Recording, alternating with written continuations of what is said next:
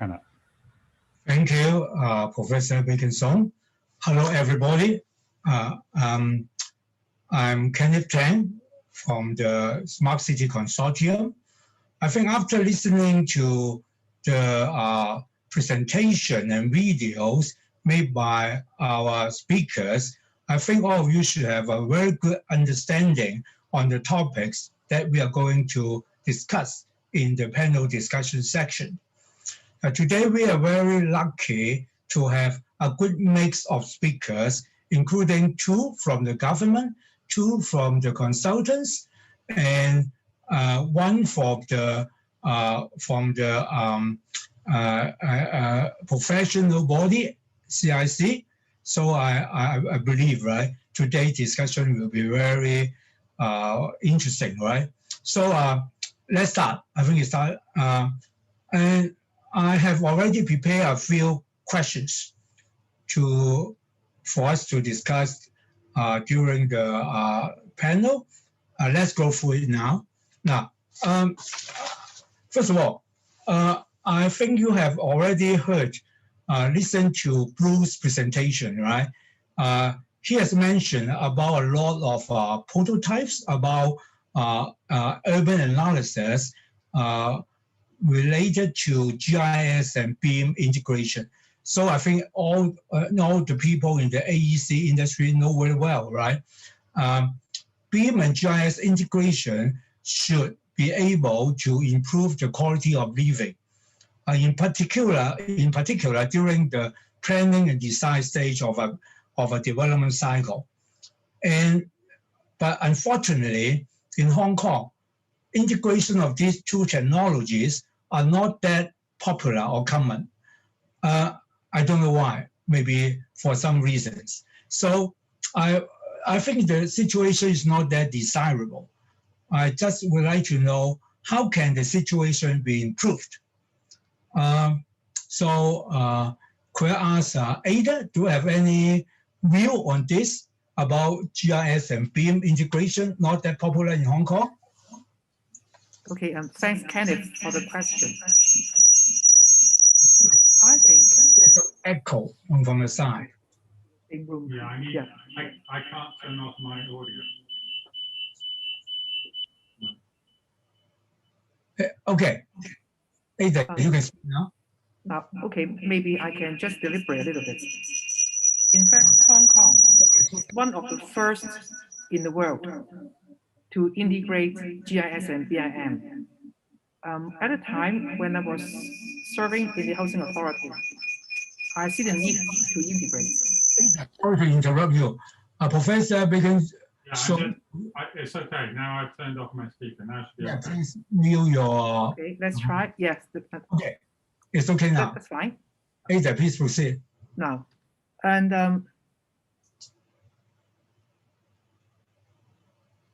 I think we are the first in the world, or if not one of the first. When I was working in Housing Authority, I see the need to integrate both. When I was looking at the work of the planners and land surveyors, they're using GIS. Architects and engineers are happily using BIM for the same project. So I say that's not working, we must integrate. And so I have a drive to do that at that time. So in the year 2009, I talked to the CEO of Autodesk. And then in the year 2010, I talked to the CEO of Esri for GIS. And Jack Dangerman, the CEO of Esri, told me that I can do it through IFC. So I come back to Hong Kong, asked my colleagues to do it through IFC. And then after a year or so, they succeeded to do it. So in fact, we are one of the first, if not the first in the world to have done it for the purpose, because we need to integrate both for the planning and design stage as they are related to each other, for carrying out various planning and engineering studies with buildings for different estate layouts.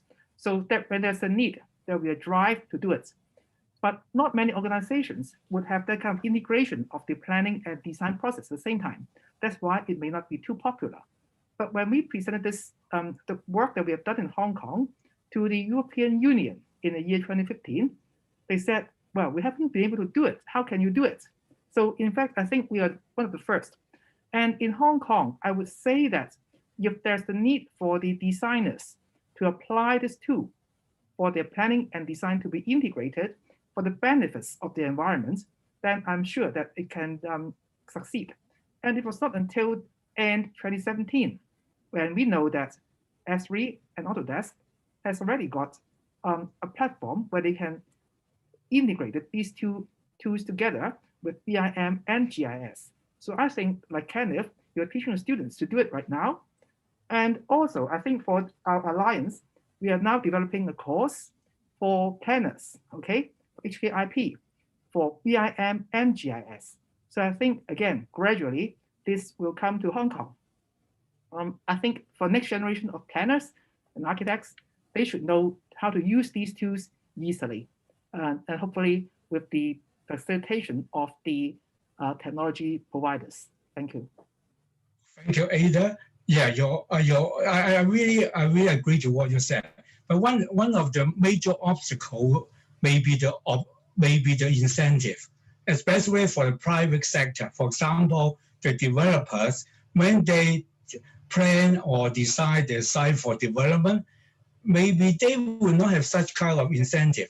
Why should they use these two technologies together? Maybe it will incur additional costs. I would like to ask whether Bruce, do you have any view on this, Bruce?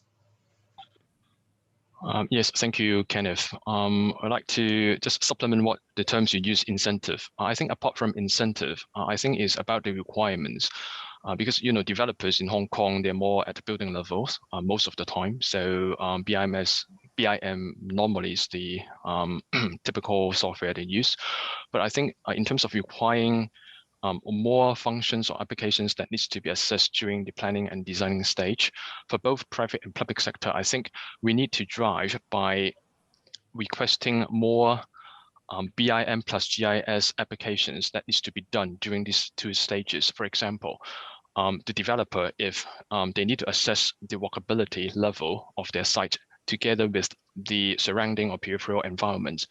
So I call it a walkability or pedestrian-oriented development analysis. Then they need to make use of not only the BIM model to understand the routing within indoor, but they also need to understand the outdoor environments and how to navigate between indoor and outdoor. And also they need to consider people experiences and in walking through the environments, not only within the building. So this is one of the typical example that we can include more beneficial or related analysis or requirements onto both public and private sector in order to drive the use of basically or integration of both BIM and GIS. And another example to drive, for example, is about underground development. There's a lot of hit or hot topic currently. So the underground development with underground space use, obviously we need to use GIS data.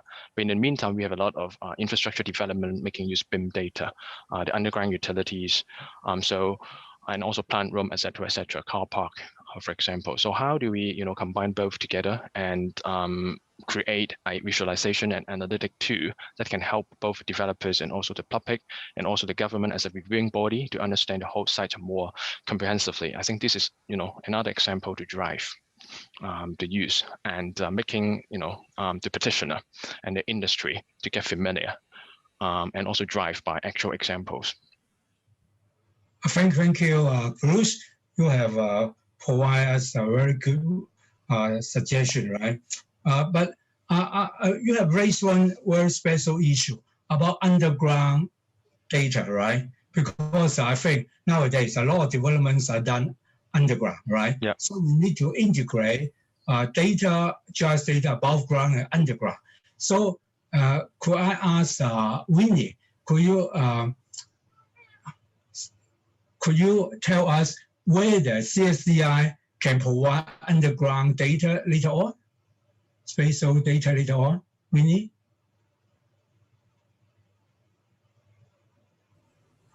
Well, now for the first stage of the launching of the CSDI portal, we are targeting on releasing the spatial data under the family of departments under Development Bureau. And our next phase is to cover other departments outside the Development Bureau. For the utility information, it is on our agenda, on our roadmap. And hopefully in future, the CSDI portal will not just cover government data. Hopefully other data sets like the utility and perhaps the private data sets will also can be shared on the CSDI portal, but that will be on a sort of could be on the third or fourth stage of the development of the CSDI. Yeah. Oh, it's a really good news, right? I think CSDI its development is in fact a major milestone of smart city development in Hong Kong. We can see, right? They can provide us a very comprehensive spatial data platform for all types of data, no matter above ground, underground. So I think this is our future. Okay. So I think for the other speakers, do you have anything to supplement on this? How about Thompson? Do you have anything to supplement regarding GIS? Yes, thank you, Kenneth, and thank you all other speakers, all the comments on the questions. I think we mentioned quite a lot on the integration between BIM and GIS. First of all, thank you, Ada, on your vision that asked the Autodesk and S3 people to work together on the integration of the BIM and GIS. But I think to all the users that we have in the industry, whether it's from public sector or from private sector, the technology or tool should not be like now, make it so separate. They should be used together. To all the users, it should be transparent. We are using the right tools in the right project, not saying that we must use BIM for one of the project and then use GIS as a tool for another project. So the case is we need to really make use of the best technology for our project, not only about which tools we use. And one of the situations is the use case and applications that we can provide from government or from the data provider. I think most of the users, no matter from private or and public sector, we are asking for how we can make use of the data and tools to work for my projects, to accomplish my goal that I want to achieve. So the applications on using technology will be the crucial component. So it could be a combination of different tools, including BIM and GIS. It could be anything that can support our project. That would be the best solutions to the industry. Thank you, Thompson. I agree, totally agree to you. But I firmly believe, right, BIM and GIS should be the backbone, supporting a lot of other technologies as well, such as artificial intelligence, machine learning. In fact, machine learning can do a lot of wonderful things, right, to help us to, to make good design or to perform very good city management. So I think we need to, in the future, we need to integrate different types of technologies, as you have just said, as appropriate, right, to do our tasks. Thank you. We shouldn't have any limit on choosing technology. Yes, I agree. Don't apply technologies because we have to use it, right? It should be based on need. Okay, I totally agree. Okay, I think in the interest of time. Kenneth, may I just supplement here on a point about BIM GIS integration? Yes. I think now in the Building Smart Internationals, we're now thinking about having a room for GIS and BIM integration as well. So these are the developments in the global trend. And I think this is actually one of the airport rooms initiatives. And by the way, there are also analysis about IFC, City GML, and land infra, for instance. How can we work smarter using different softwares, and how can they talk to each other? So it is not one-way approach, but I think it's multi-directional and multi-dimensional that we have to look at how to use data. And if you look at enterprise systems, how enterprise systems integrate with these BIM, GIS, OpenBIM, OpenGIS, OpenCDE, how can everything be open? So this is, I think, the global trend that we have to keep in view. Thank you. Yeah, thank you for telling us the global trend. This is important, right? Okay. In the interest of time, maybe I need to move to another question, right? Now, the next question is about CDE. I think those of you who working in the AEC industry should be very familiar with this term. A CDE should be very essential, right, for development project, because for CDE can be used, right, to store all relevant information during different stages of development at one source. So everybody can get the data from one source, so there will not be data inconsistency. So I think this is very important. But unfortunately, nowadays, as far as I know, in some projects, they just use a Google Drive or just a Dropbox to serve that purpose. This is, in fact, is a joke, right? When I talk to some foreign developers or constructors, they say, oh, how come Hong Kong is so backward, right? They don't know how to use CDE. CDE is very powerful, right? So I would like, because it's a data repository, which is essential for any, no matter large scale or small scale development projects for storing data. Okay, so when I ask Ada, because you have been working in this field for so long, can you enlighten us about this? Thanks, Kenneth. I think these three letters everyone knows, CDE, but how to put it in use and gainful deployment is something that we have to continue to learn. I think, for instance, we have bring this to the entire industry by CIC publishing the CIC BIM Standards General December 2020 version. It's about information management according to ISO 19650 that clearly laid down the requirements for CDE and in this common data environments, and how the data should be shared, published, and archived, apart from work in progress. So in one environment, we have all these functions, and not only have these functions, but for each stage, when they move along, there should be verification or validation of the information. And also, better still, you have to include the auditing function, so much the better. And then after archiving, it may be passed on to the next stage. Say, for instance, from design, passed on to construction, and from construction, passed to operation. So I think for each job stage, there could be a CDE on its own. And some people are saying that for design team, they have one CDE for design, okay? And then for construction, there could be more than one. One is for planning for construction, and the other one is for actual site progress. So I think there are a lot of these information or these practices being developed and also practiced, and then revised and improved day after day. So this is a kind of an evolving situation that we are facing. So maybe 10 years ago, everyone know about CDE, but nowadays, this is a very common term in town. So let's move on together and let's work smart. Thank you. Okay, thank you, Ada. And I think, I have heard one very experienced professional told me, they don't trust each other.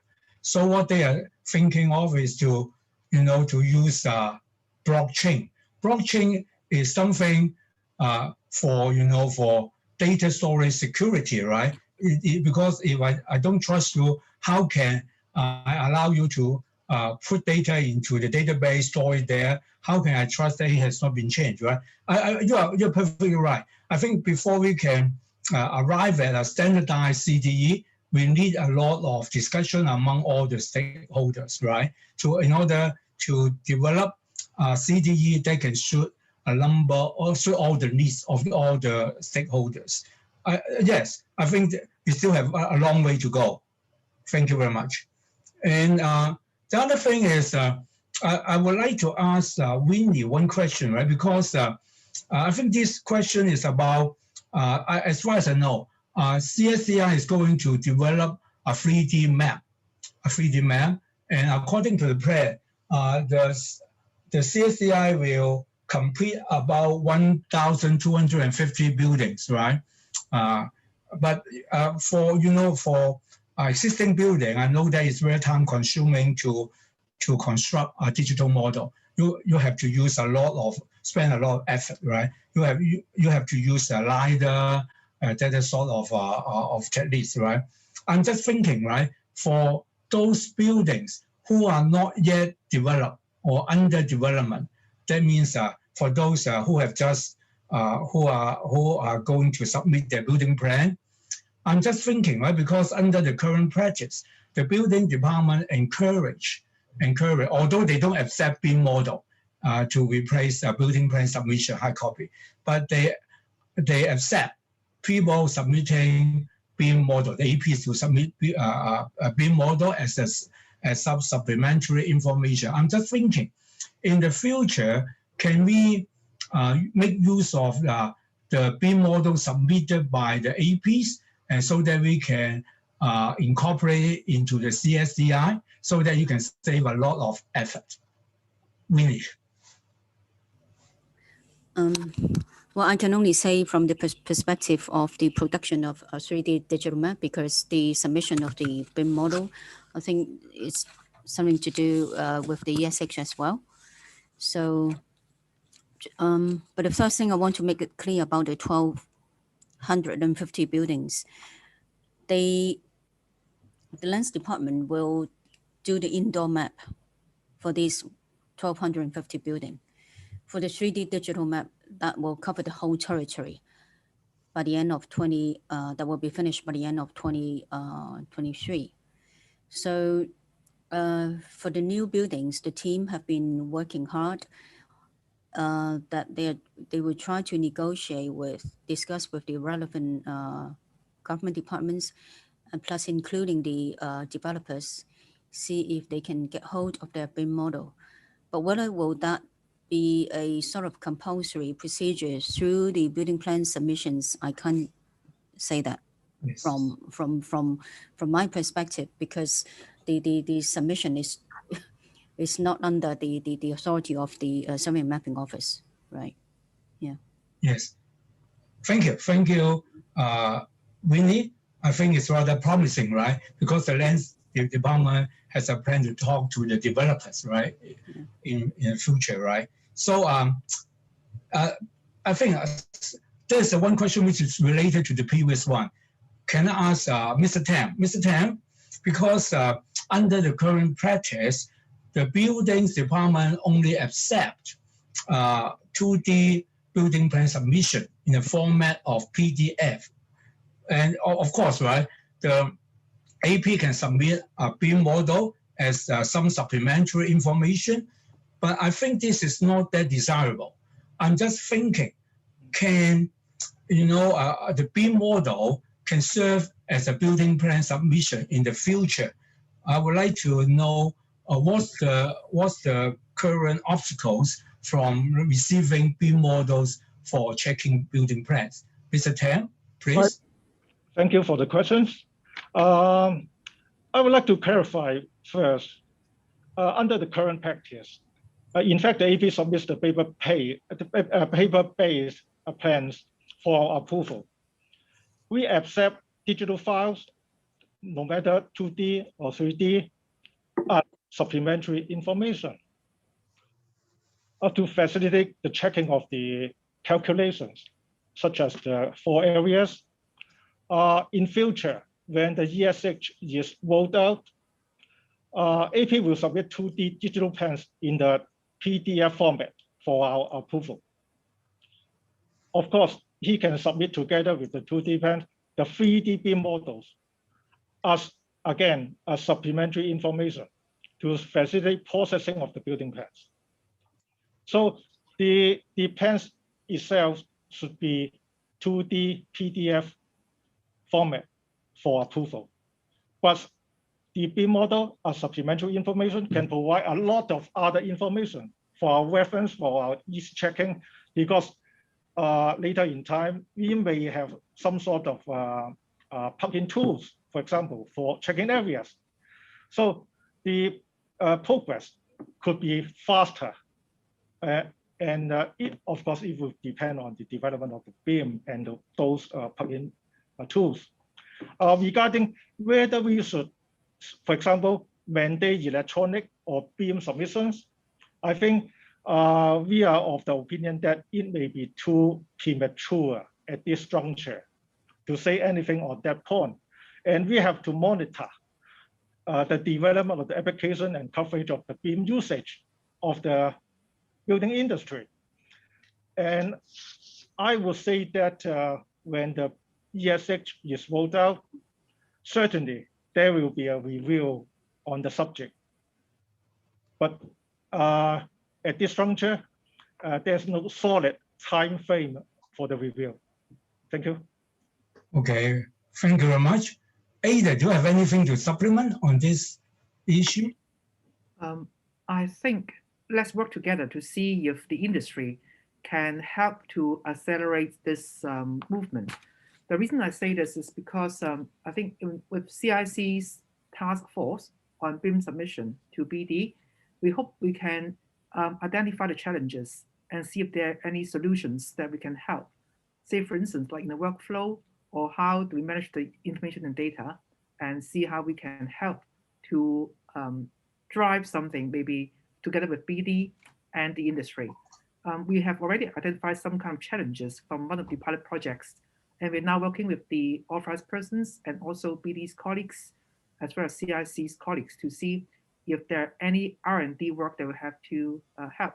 Say, for instance, we're helping to develop like the auto checking tool for the GFA calculations. And hopefully this can help the industry as well as help the regulators. And also, as we understand, it's not only BD who would be using the plan application, plan approval processing tools. There are also more than 30-something government departments that need to learn to use the tool. So how can we help the industry, and including the government regulators, to use this tool with ease? And it's something for the entire industry to work together. Thank you. Okay, thank you. Ada, I know that this is a long-term goal. It's a long-term goal, but I know this is our ultimate goal, but I hope we can shorten the time required to reach our ultimate goal. Right. I think there are two steps here. First step is to know where's our final destination. We know we haven't been able to get there right now, so we're looking for a kind of halfway house or midway station that we can work towards with a milestone and a shorter time frame. So let's work together. Thank you. Okay, thank you. Thank you very much. Thank you. Okay, now let's move on.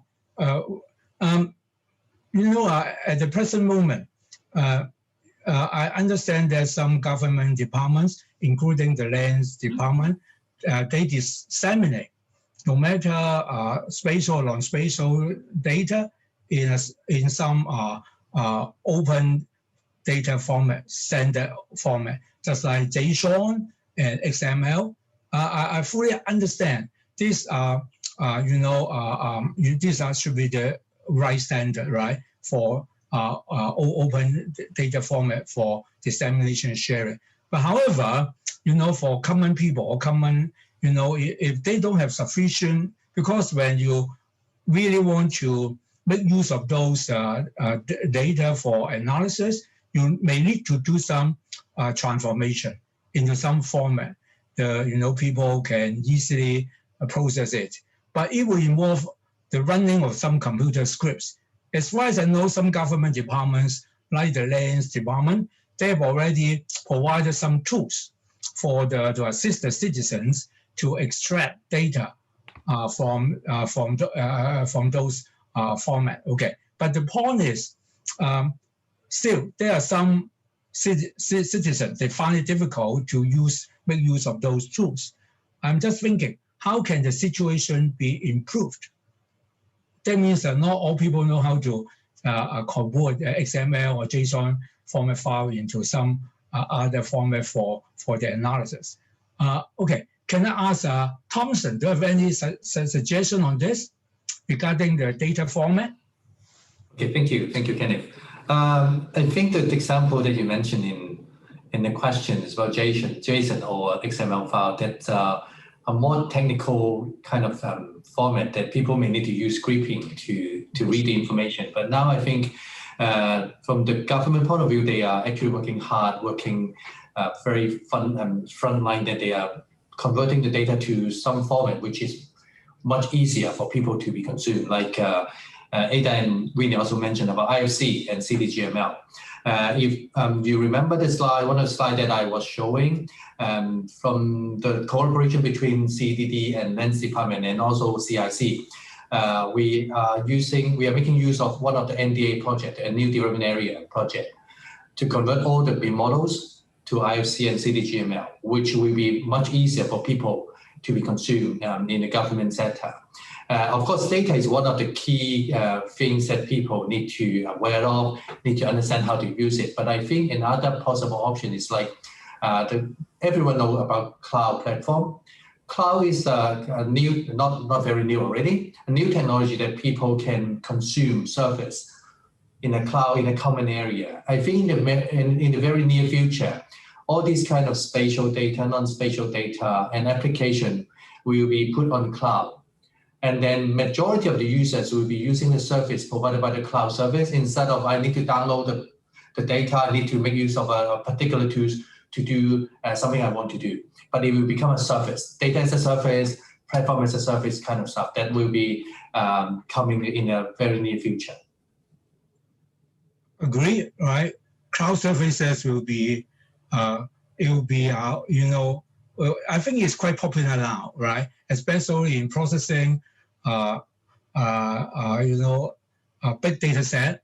I think we don't have any other choices except using cloud services, right? So, but I really appreciate the government trying to convert those more technical format, JSON, XML into CTGML and IFC, right? That would be more convenient for people, right, to use those data sets.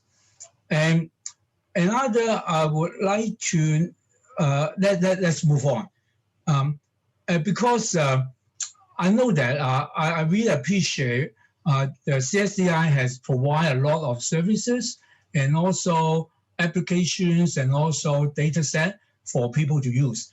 It has done a fantastic job. But the point is, I think some citizens, because of their technical competence and IT knowledge, I think they still find it difficult to use spatial data. So that's why I'm just thinking, how can we help those people in the future? We need to have an idea about this, how to improve people's technical competence and IT knowledge. Thank you, Kenneth. Well, as I mentioned in the presentation, this is one of the reasons why we have the additional initiative on CSDI for launching a geospatial lab. The lab is a physical venue and will be managed by a full team of staff with experts in GIS and IT aspects. So that will be a good venue for the citizens to walk in, to discuss with our staff of what they need to understand the spatial data, to how to make use of the spatial data to develop various types of smart applications. And on top of that, we will also make use of the venue to arrange a series of trainings and seminars covering schools from primary to secondary. And we'll also welcome the university students to come to the venue to learn and understand how to use the spatial data. Also, we also invite the technology partners, irrespective of what type of software solutions that they offer, they can come to the lab and share with the users in the lab of how can they make use of our spatial data and the technology software to develop various types of applications.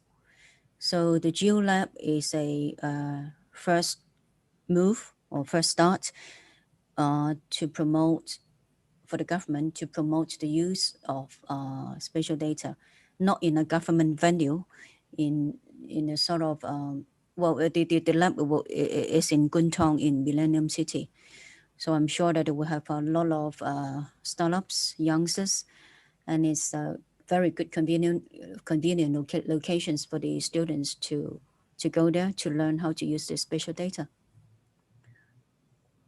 Thank you, Winnie. Right, this is a good news, right? Because with the opening of the GeoLab, and also, as far as I know, the universities are trying to review the curriculum in order to incorporate more STEM-related training into their curriculum. I think in the future, the people in Hong Kong, they will have a better IT competence and IT knowledge. So, Kenneth, may I just raise a point here?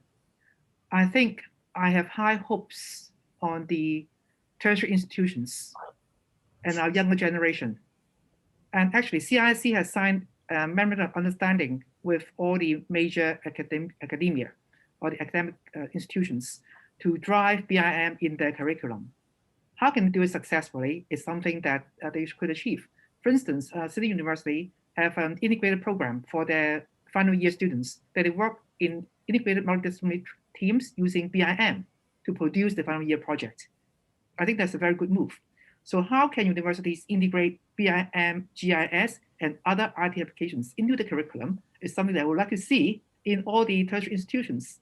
First point. Second point, how can we further cascade it to the secondary schools is something that I'd like to see as well. For instance, can software vendors provide these softwares for training purpose for these secondary school students? And I think this will be very useful. And I hope the next generation would be, tech savvy and also BIM GIS literate so that they can be the backbone of our work in future. Thank you. Totally agree. But I think the GeoLab also provide training, right, to the secondary school and university students. Winnie, am I right?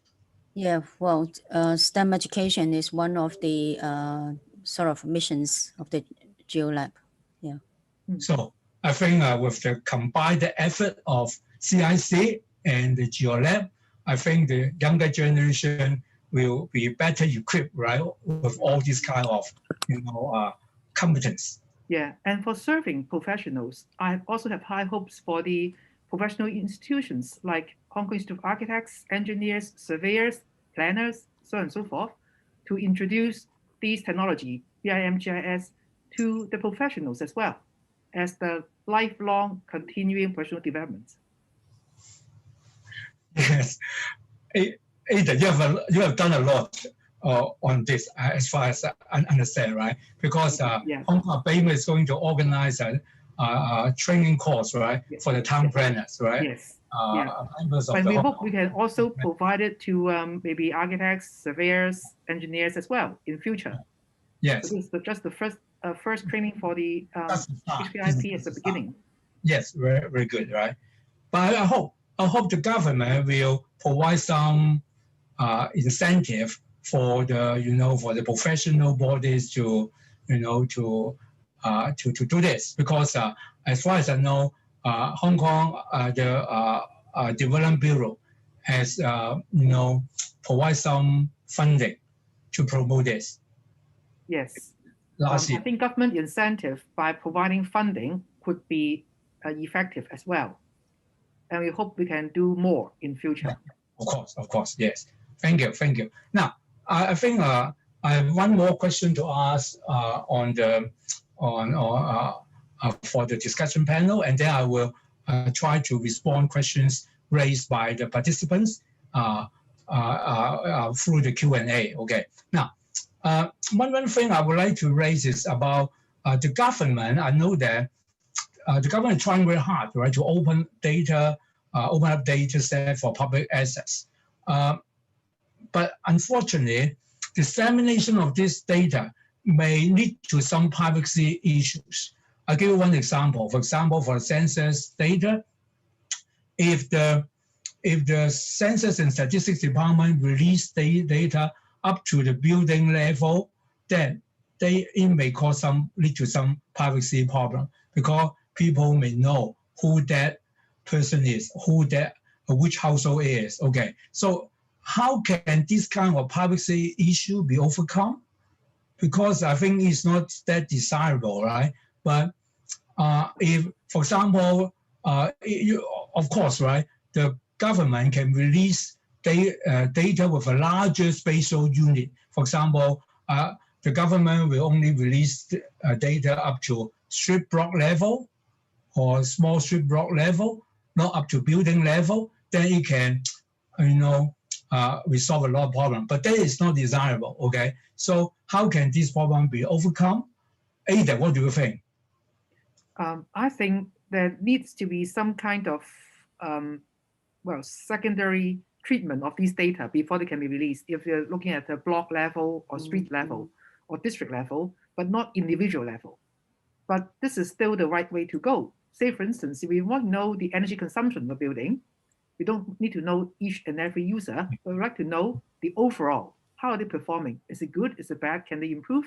So these are the information that we'd like to see for smart city and for advancing net zero for our future.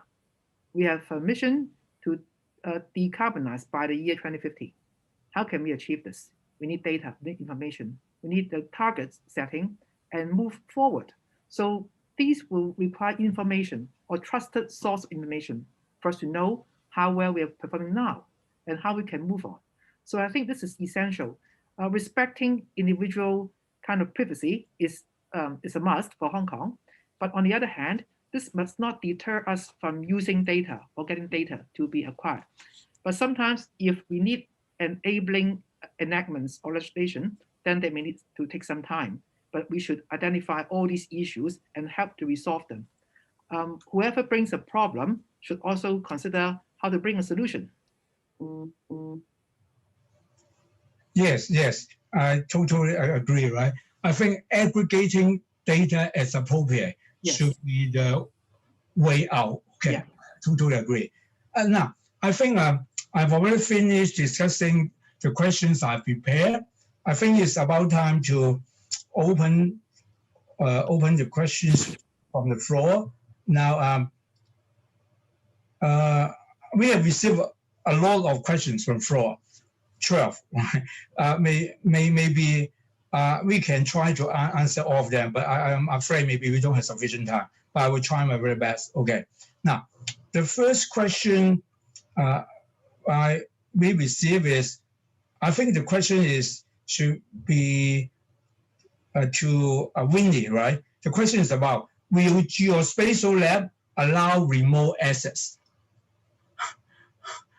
Winnie, this should be your question. Will spatial lab allow remote access? Well, the reason for having a geospatial lab is to have a physical venue, to have face-to-face interaction with the general public. So for remote access of spatial data, anybody can access the data through their computers, to our CSDI portal. So we do encourage the general public who wants to discuss with us to understand more about the spatial data, to develop smart applications, to receive, for the student to receive training. I do hope that they will come to the venue to visit the lab. Yes, I always prefer face-to-face interaction. Okay, the second question, unfortunately, I think it should be your question as well. The question is about the Hong Kong government data store and data.gang.hong Kong, data.gov.hk. The question asks you, is there any connection between these two? All right. I think you're talking about the Hong Kong Geodata Store, right? Which is the alpha version of the CSDI portal. Yes. And for the data.gov.hk, that has been up running for some time. And majority of the data do not have spatial element, and they may not have address component at all. and some datasets may not be related to address component at all. But for the spatial data on the geodata store, all of them have spatial elements, and that is the major difference between those two datasets on the two different platforms. So what will we have in future in the CSDI portal? As a spin-off from the Hong Kong Geodata Store, the major differences are that all the spatial data will have CSDI standards, as I have mentioned in the presentation. Therefore, that will facilitate the users to understand the structure of the spatial data so that they know how to make use of the spatial data to develop the programs.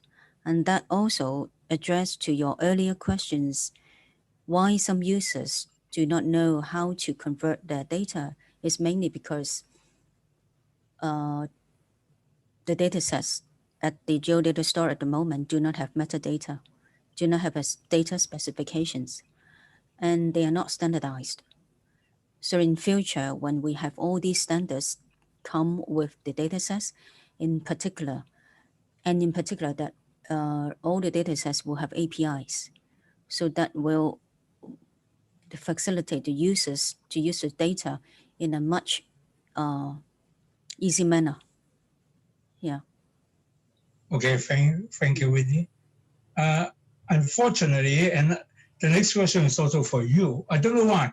It demonstrates that CSDI is very popular, right? People show a lot of interest in CSDI. That's why all the questions go to you. Okay. Now, this question, he mentioned that your colleague, Danny Yeung, I think he should be one of the speakers in panel 1. He mentioned about that. I believe that the participant who asked this question attend both panel 1 and panel 3. So he called Danny. Danny said all the data in CSDI will have the Hong Kong 80 coordinate system. Is it the case? Can you elaborate on this? Oh yes, all the spatial data are on the 1980 grid system. So that's why all the coordinates are start with the numeric, the digit 8. They are all on a standard local grid system. Okay, thank you very much. Thank you very much. Oh, there's a good news, right? Because the next question should be answered by Ada. Also, but you know the participants, they always favor female speakers. Okay, so the next question should go to Ada. The next question asks, right? How will the government and CIC encourage open beam? Okay, Ada. Thanks, Kenneth, for this very useful question. In fact, I've said that CIC realized the need to drive open beam back in the year 2018. And that's why I went to speak to the CEO and also chairman of Bacon-Shone International about open beam. And I'm glad to see that in the latest technical circular number 12/2020 from the Development Bureau about adoption of BIM for capital works projects in Hong Kong, paragraph 24 clearly states that an open BIM strategy should be adopted as far as practicable. So it is clearly spelled out in the technical circular, and open BIM is coming to town, even in technical circular. So this is a good time to drive open BIM.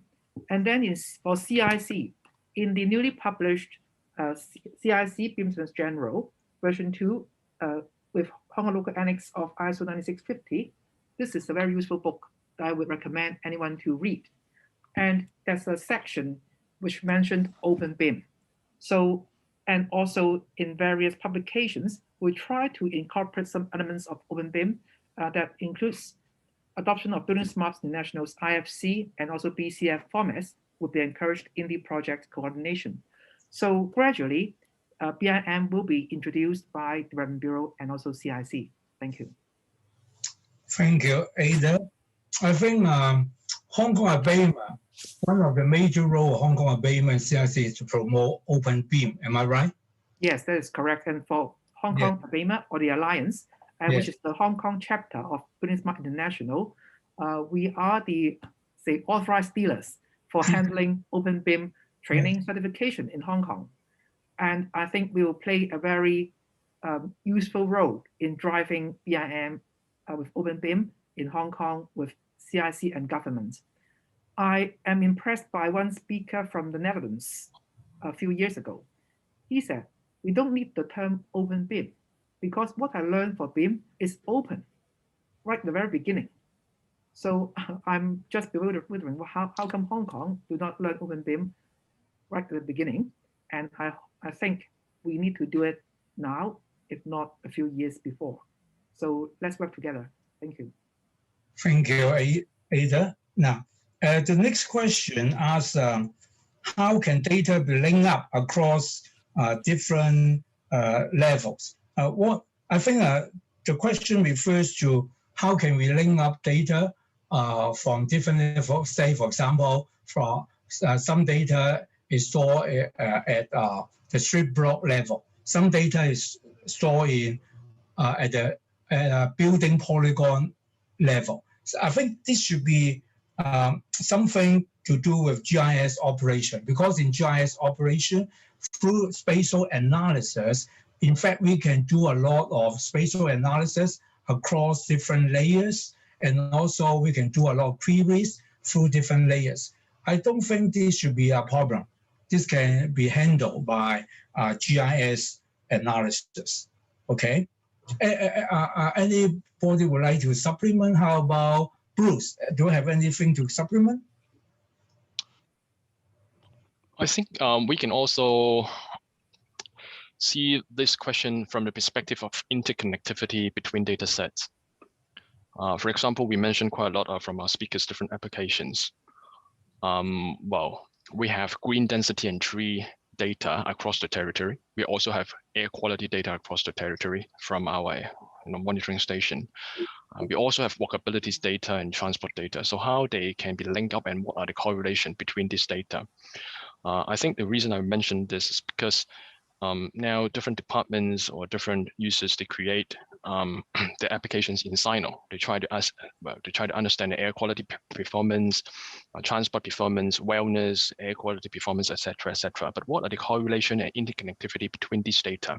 And this would further enhance the functions and services provided by individual.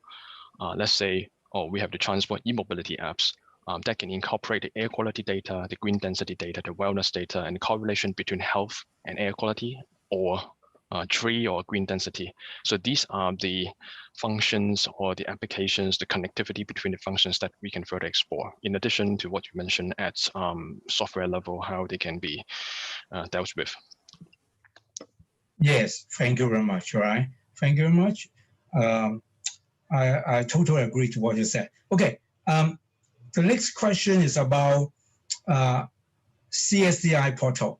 I think this question should be, I should refer to Winnie.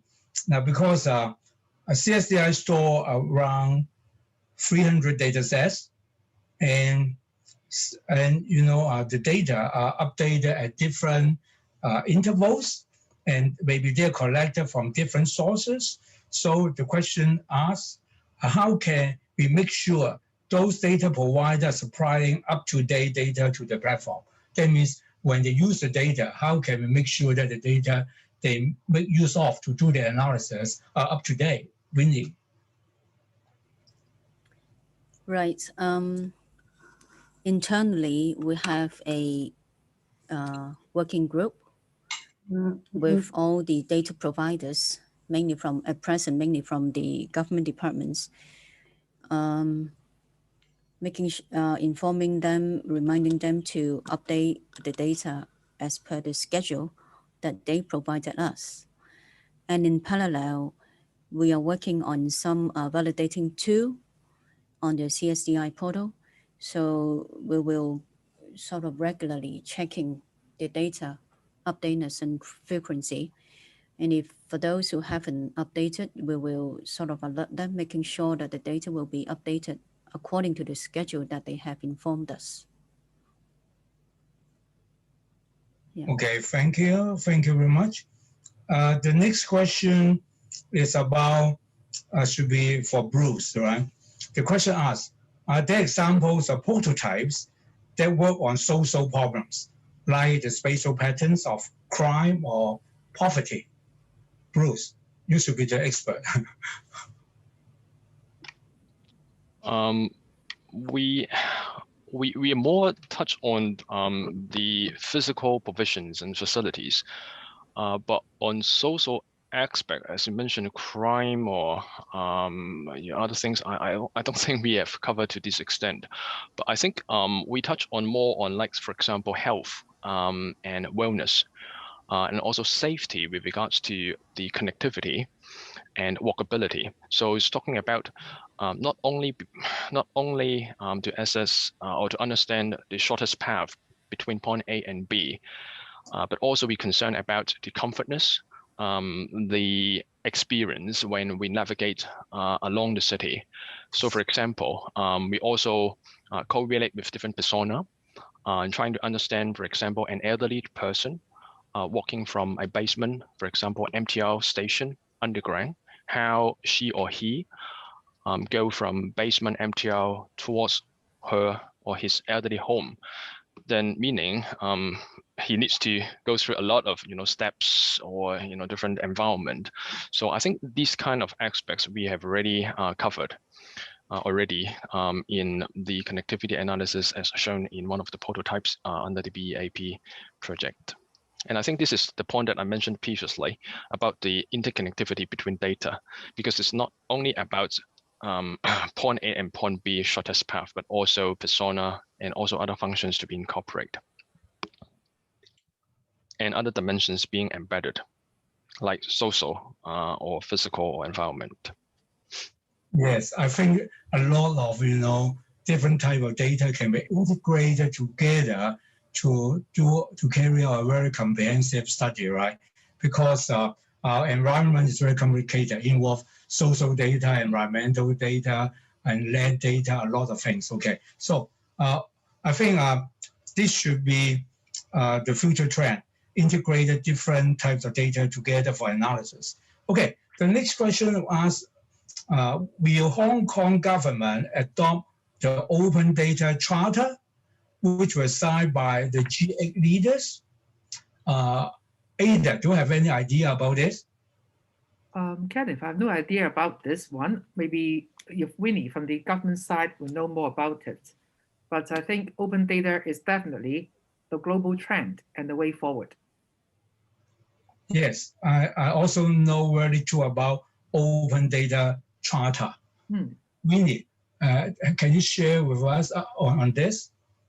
Well, from the perspective from CSDI, all the spatial data are on the follow the open data policy, which means that all the data released on the portal is free of charge. Okay. Yeah. Thank you. I'm sorry we don't have much things to say about this.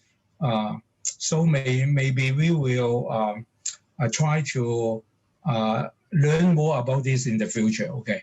Now, okay. Finally, there's a question for Mr. Tam. Mr. Tam, are you there? Okay.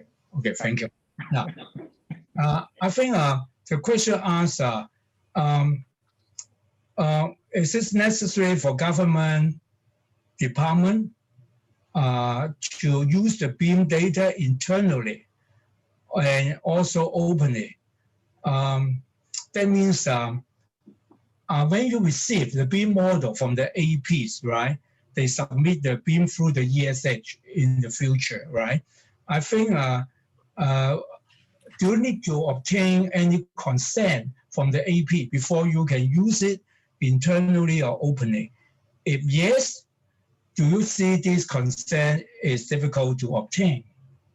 Mr. Tan? The short answer is yes, we need the consent. For any purpose, not those under the buildings ordinance, we have to obtain the consent. Actually, in our PNAP ADM 19, we have stipulated that for those computer projects, we will refer the BIM models, the BIM files to the lands department and the planning department for their upkeep and use. How can we do that? Because in that PNAP, we have added a paragraph saying that for those AB who submit the BIM models, they are assumed to have given the consent. So that's the way we do it. Thank you. So that means in the future, we need their consent, right? Because I think it's because of property rights. Am I right? Because this is their property. Right. Yes. Yes. Okay. So there's something. I think the APs, right? If they, I think from the perspective of social responsibilities, maybe they are willing to do that. Yes, I think so. In Okay. fact, with the development of BIM, with the development of smart city, I think more AP are willing to share their BIM models with us. Yes, I think because don't try to think in such a way that I will benefit others. In fact, at the end of the day, if we can develop a very good CSDI, a very comprehensive one, all people in Hong Kong will be benefited, right? So I think people should change their mindset. Okay. Very true. Okay. The next question, it should be for Thompson, right?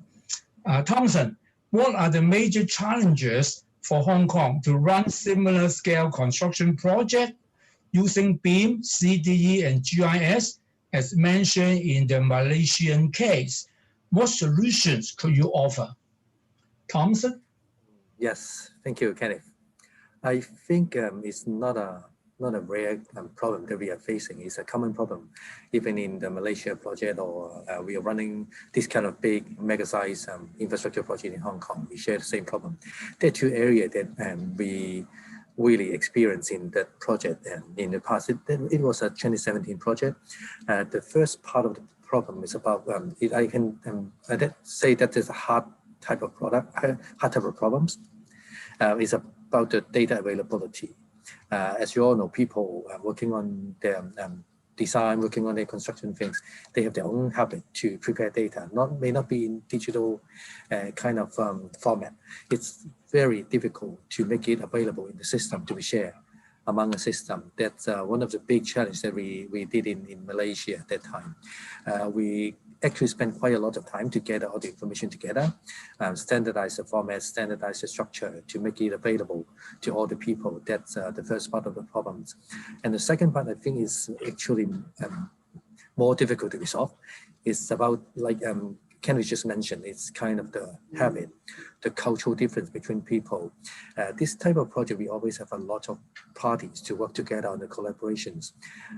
Maybe we have a few parties that they move very fast, working on a lot of digital tools, using BIM, CDE kind of stuff to work on their project. But the problem is the downstream people, maybe the other part of the designer or the contractor, subcontractor, they may not be using the same. It's very difficult to work together as in this kind of mega-sized project if people are not in the same type of font when applying digital technology. So I think I can't say it's a suggestion, but one of the very first thing we need to deal with, not only on the data format, data standardization, but also on the people and how they are going to change their mindset on dealing with their traditional way of doing project and how they're going to use the digital tools to work on their project in the future. That's something we need to solve first, I believe. Okay, thank you, Thompson. And now the next question is very interesting. I think the question should be for Ada. Maybe Thompson or Bruce can supplement. It's about IFC. IFC, I think is great, right? For interpolating data between GIS and BIM. However, is there a common standard in data schema such that meaningful conversions can be done while preserving attributes of each data type. Ada, can you share with us? Right. Thanks, Kenneth. It's a very, very good question. Okay, both GIS and BIM deal with the issues of graphical, non-graphical information and documentation. You think about the level of information need. And each has different technology, delivery formats, and data standards to support their approach and to resolve their respective challenges. And while BIM is digital representation of built assets, the GIS is a framework for gathering, managing, and analyzing data. So GIS will analyze spatial location and organizes layers of information to individualizations using maps and 3D scenes. So they both have different type of needs in certain aspects. The open formats using API-based approaches is recommended by both to facilitate information exchanges. And the integration of BIM and GIS involves the matching of entities in the IFC BIM and the CityGML GIS schema. However, not all the entities are well defined and documented under these two schemas, and this will lead to confusion and inconsistencies in the matching process. So these are the inherent problems. So it's essential for the AECOO professionals and to identify what kind of tasks would involve spatial data analysis and to recommend whether these tasks should better be carried out in a BIM or GIS environment. And they should spell out the most important or desirable level of accuracy that would be required for various tasks of a development project, such as positioning, length, and area measurements, as well as the intended applications for designing the data flow from BIM to GIS at different stages of the project lifecycle. And the problem of data loss and inaccuracy during this integration process is quite common as well. So it's essential to identify all these problems and technical solutions to overcome them. So these will need some kind of development. Thank you.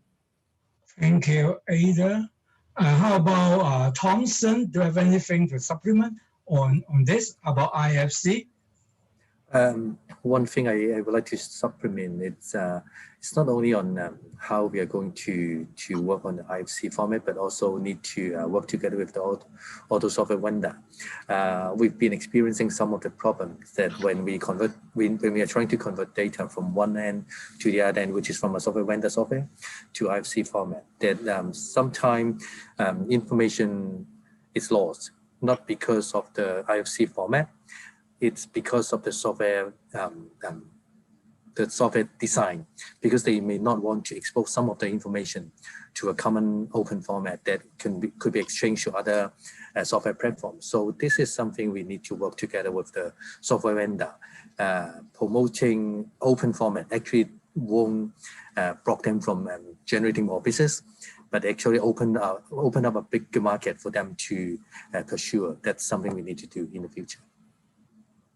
Thank you, Thompson. And I have one more question to ask before we close the panel discussion section. The question is from myself, okay, out of curiosity, right? AI, artificial intelligence, and machine learning, they are so popular now, right? And I have found that I read a number of articles from journals. I found that a lot of AI and machine learning applications has been used, right, for urban data analysis, in particular GIS analysis, because AM machine learning can, they can classify text, no matter text, images, sound, or even vibration. It's so powerful, right? So I can say in the next 10 years, if the professional, they don't know how to apply AI or machine learning, it's difficult for them to survive. And that is my prediction, right? Maybe I'm too bold, right? So I would like to ask the two gentlemen from the consultancy companies, can you enlighten us about the future outlook? Why in Hong Kong we don't have such kind? I'm not saying no such kind of application, very seldom when compared to other countries. How about we start from Bruce? Bruce? Yeah, thank you very much, Kenneth. I think we do have some application and showcase either in academia and also in government department, for example, landslide analytics. We're doing for CDD, collect the big data from historical landslide, and then try to predict and understand the real-time conditions of different mountainous area in Hong Kong. And also in BAP, we also adopt AI to differentiate and understand and to compare different land use, especially in brownfield, in the new territories, to understand the land use and different activities in the brownfield sites. So I do think that it's growing, the number of application cases. I think it's about how do we further promote by making relevant data to the academia and also practitioner. For example, it's very encouraging that we are having 3D data, or I would call it the second generation of 3D model being developed by Lens department. That we have the CityGML, and then we can actually extract data from individual model. Now this is kind of a leapfrog, because previously we only have a photorealistic model only for visualization. We cannot extract individual data from model. So in the future, through the CityGML format, we can extract data from individual building model, from individual infrastructure model, meaning we can extract balcony, we can extract window frames, air conditioners, etc., from these individual models. So these substructure, if they can be available, that could tremendously help us to do data analytics. One example I can give you is across the street, we can actually, when we can extract different shop front, and then every time in the government they have the MMS to capture the images, so every 6 months or 3 months, they can the system at the back end can automatically generate the types of the shops, the names of the shops, etc., through AI, and similarly applied to all different applications at building or infrastructure level. I think it's a matter of using application case to show the value of the data. Yes, it's a magic, right? Yeah. Whenever you can think of something, it can be done by AI. But I think one thing very important, we must have the data. So CSDI provide us a very good sources of data for us to do the analysis. Without CSDI, nothing can be done, I can say. Okay, Thompson, how about you regarding AI? Yeah, okay, just one thing I want to supplement.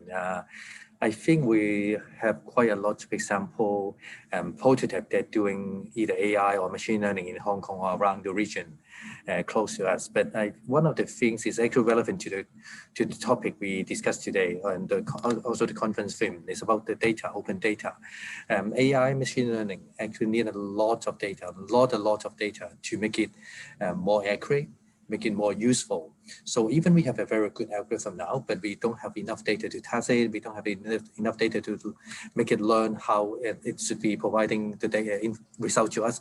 That's it's not a complete AI system or machine learning system yet. So I think the way forward to applying AI and machine learning in Hong Kong, we do need to standardize the data we can provide and make it even more available to not only be used by our project team or people that in the market, and also for the computer. Yes, very true. I think when the machine learn from the train the data, it need to be standardized as well. Yeah, very true. Okay. Now, I think the time now is 4:18. I think it's about time to end our discussion today. I think we learned a lot from Winnie about how we can make good use of CSDI to support various sectors of the society, in particular the AEC industry, to promote smart city development. So I think CSDI is a cornerstone of everything. Now, we also learn from the other distinguished speakers, no matter from the government or from the consultancy or from the professional body. They tell us a lot about how we can apply new technologies to achieve these objectives. And I would like to take this opportunity to thank all the speakers and participants for their strong support to this event. Last but not least, I would like to express my gratitude to Professor Bacon-Shone and also Just for their wonderful work, right? Otherwise, we cannot have such, a great event. Thank you very much. Maybe I pass the time to Professor Bacon-Shone. Thank you very much. I'm very grateful for your help today.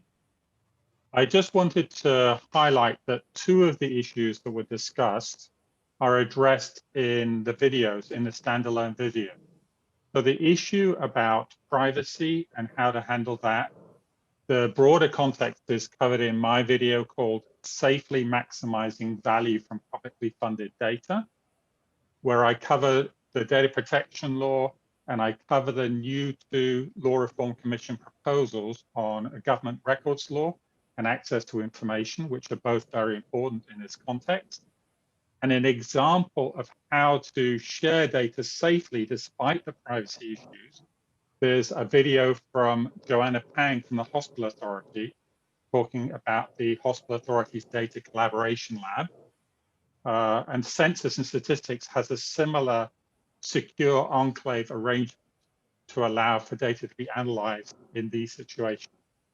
And then the other topic about international standards of open data governance, there's a video by Mr. Benjamin Joe from the Internet Society who talks specifically about that. So I would encourage people to watch those. In fact, we have about 10 more than 10 standalone videos, which I think address some of these issues, which may be very helpful. So again, I want to thank not only Kenneth, but all our panel members today. Very helpful, very useful, I think. For the first panel, one of the participants complained that there was not a coherent answer from all the respondents. And I said, that's a good thing. If they all say the same thing, it's not very interesting. So I think we've heard different perspectives, which is extremely useful.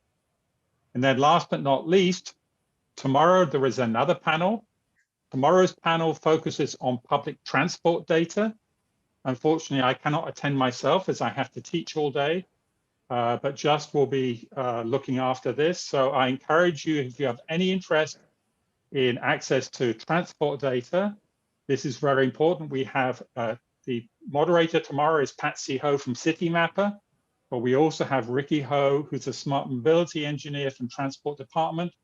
Jean Su, who used to be at Citymapper, is now head of ecosystems at MTR, and Kenneth Litt, who's a senior technology manager from Citybus and New World First Bus Services. So I think for many of us, transport data is a great example of spatial data, and where I think Hong Kong has finally, I can say, made a leap forward in terms of making public transport data open and available. And I think this is a good example of private sector data, but where the private sector is regulated by government, so government is at least able to provide incentives for the private sector to share their data in a useful way. And I think this is a great example of public benefit. So thank you all very much. We had more than 120 people here today. Thank you for staying to the end. And again, thank you all very much to the panelists and to Kenneth. We've recorded the session today, so you can of course watch the videos again directly without all the glitches. I think Just already sent that playlist, and we will be sending out the playlist of the video that covers the Q&A as well, so you can rewatch the Q&A if you have any questions. Thank you all very much. Thank you. Bye-bye. Thank you very Thank much. you. Bye. Thank you, everyone. Bye-bye. Bye. Bye. Bye.